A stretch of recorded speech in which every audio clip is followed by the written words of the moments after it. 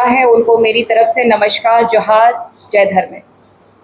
चूंकि पूरा झारखंड राज्य ही नहीं पूरा देश जान रहा है कि झारखंड में आदिवासी वर्सेस कुर्मी, जो कुर्मी समुदाय के लोग आदिवासी बनना चाहते हैं, कल 20 तारीख को इन लोगों ने रेल टेका डहरे छेका का कार्यक्रम इन लोगों ने रखा है।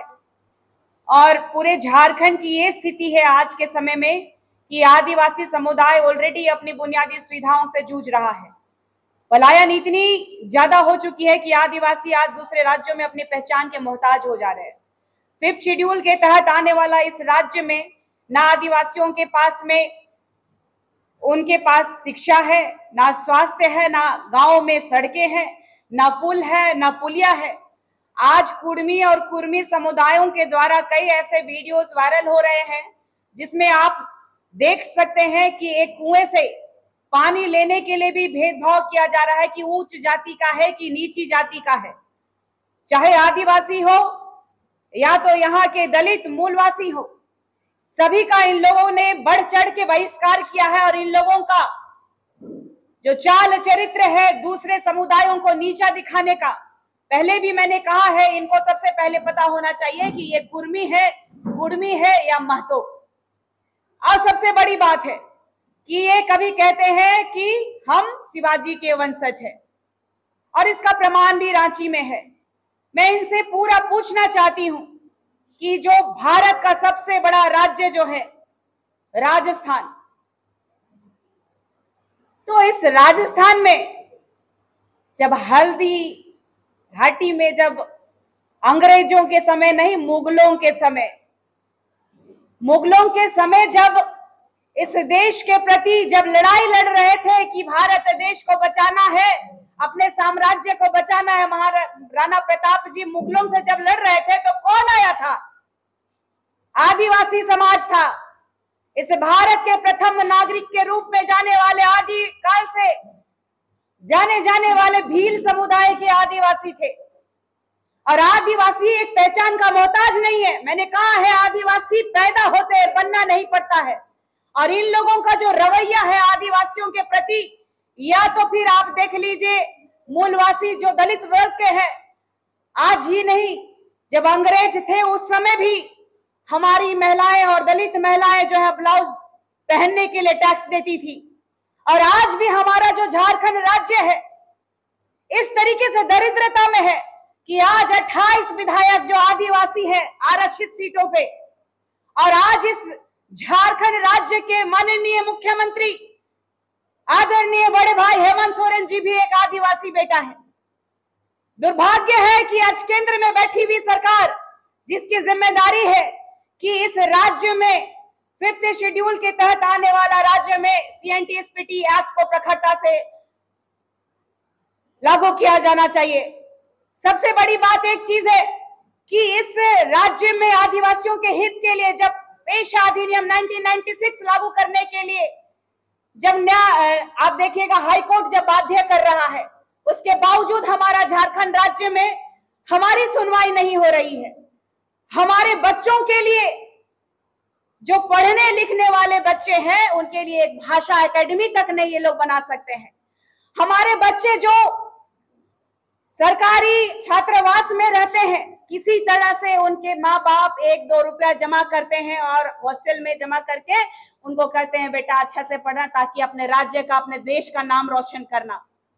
लेकिन वहां पे एक बावर्ची तक नहीं है। ये हाईटेक की बात करने वाले लोग, हमारे बच्चों के लिए एक कंप्यूटर और एक लाइब्रेरी सुविधाएं नहीं दी गई है। हमारे लोग जब बीमार होते हैं गांव से तो खाट पे लेके आ जाता है। ऐसे में इन्होंने कहा, अभी कुशवाहा समाज को प्रतिनिधित्व करने वाले बड़े भाइयों ने कहा कि ये परजीवी है। इन्होंने ठीक कहा कि ये रक्षक किसी के नहीं हो सकते। ये लगातार अपना भक्षकपंथी का अपना जो मुखौटा है उसको दिखाने का काम कर रहे हैं। आज भारत के संविधान में संवैधानिक तरीके से अगर ये लोग प्रोटेस्ट करते तो आज बंगाल के हाईकोर्ट में और पुरुलिया के SDM और SP साहब प्रेस कॉन्फ्रेंस करके इन लोगों को चेतावनी ना दे रहे होते। साफ साफ बंगाल कि सरकार ने कहा है कि ये संवैधानिक तरीका नहीं है किसी भी धर्म, जाति में, समुदाय में आपको जाने का, या तो फिर किसी भी मांग को लेकर के ये संवैधानिक प्रोटेस्ट नहीं है।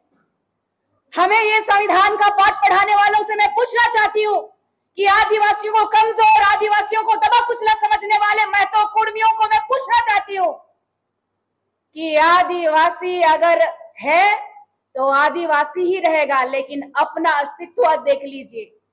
आप ओबीसी है, ओबीसी कैटेगरी में भी BC1 और BC2 आता है। BC1 में एक्सट्रीम बैकवर्ड क्लास के लोग आते हैं, उसमें सबसे बड़ा जात में कुर्मी आते हैं। ये एक्सेप्ट ही नहीं कर पा रहे हैं। जिस तरीके से बिहार में कुर्मी समुदाय के नीतीश बाबू आज मुख्यमंत्री के रूप में पदस्थापित है, वो यही चाहते हैं कि एन प्रकार चाहे लाठी उठाना पड़े, चाहे हत्या करना पड़े आदिवासियों का, तो ये वो भी करने के लिए तैयार है। आज जागना होगा हम आदिवासी भाइयों को, यहाँ के मूलवासियों को, क्योंकि ये आदिवासी और मूलवासियों के बीच फ्रिक्शन पैदा करके, लड़के काट के मार करके ये अनुसूचित जनजाति में ये शामिल होना चाहते हैं। जब एसटी भाइयों को, ये बहनों को, चाहे गांव में लोग, हमारे समुदाय के लोगों को छुआछूत बोल करके दरकिनार कर देने वाले लोग आज हमारे भाई भाई कैसे हो गए? हमारे खेत में आप काम किए, आप हमारा खेत में हल जोते, आपने फसल बोया, फसल काट के आप ले गए, लेकिन हम खेत तो नहीं ना दे देंगे।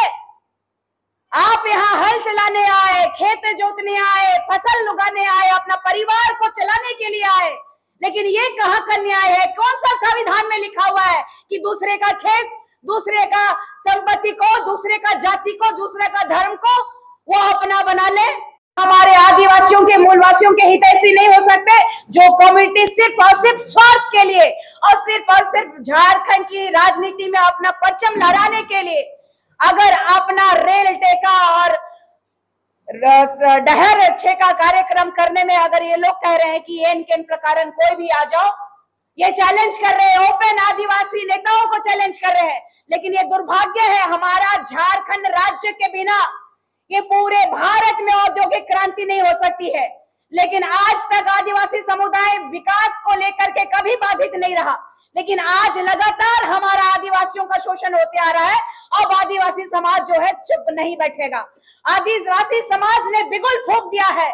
इन लोगों का कहना है निशा भगत एक आदिवासी लड़की क्या ही उखाड़ लेगी, तो उनको कल पता चलेगा कि आदिवासी समाज में भी फायर ब्रिगेड लोग हैं। इनको पता चलेगा कि आदिवासी भारत के प्रथम नागरिकों ने भगवान को भी जब बनाना भगवान इस भारत देश में, तो उससे भी पहले आपको बताना चाहती हूँ कि भगवान राम जी भी गए थे वनवास, तो आदिवासी महिला से मिले और आदिवासी समुदाय के लोगों ने भगवान राम जी का सेवा सत्कार किया था।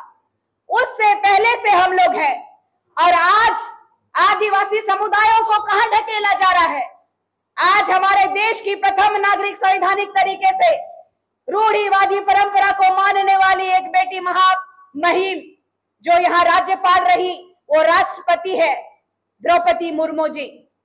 आज हम लोग यहाँ से बात नहीं बनेगा तो दिल्ली तक जाएंगे और इस बार आर पार की लड़ाई लड़ेंगे और कुर्मियों को ये बताने का काम करेंगे।